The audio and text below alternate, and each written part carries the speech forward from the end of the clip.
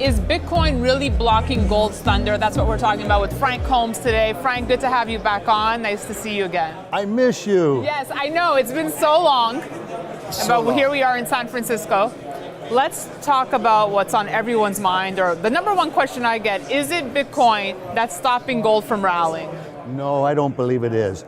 I believe, though, that the crypto world is impacting all fund flows. I believe that it's so easy, like this website here, Coinbase, it takes you 5 minutes to open an account.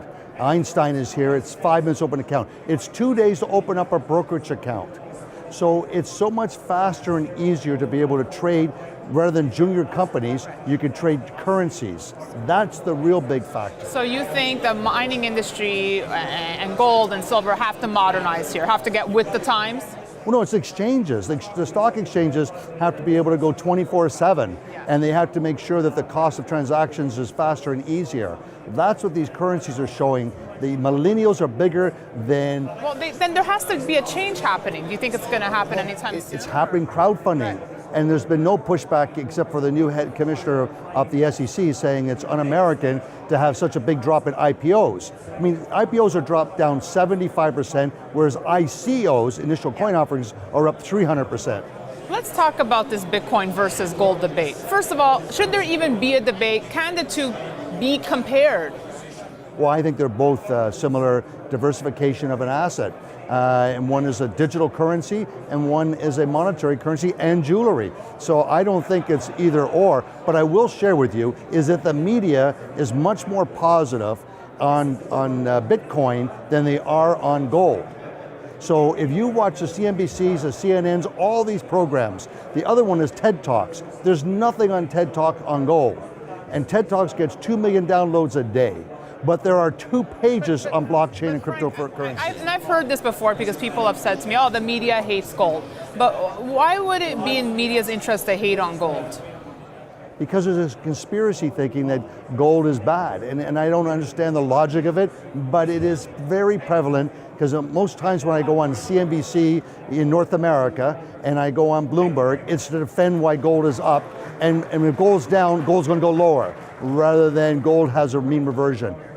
And so that's what gives you your special advantage, because you are the lone person, the lone ranger that's out there articulating that there's another part to gold. There is another part to gold. I think mainstream media might have an issue when people come on saying gold's going to 10,000, or so those extreme calls. But they can do it with Bitcoin. That's true. Okay. That's true.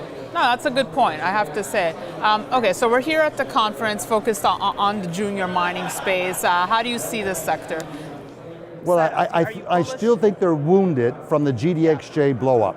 I think it was like some said it wasn't being hit by Mike Tyson, it was being hit by an 18-wheeler.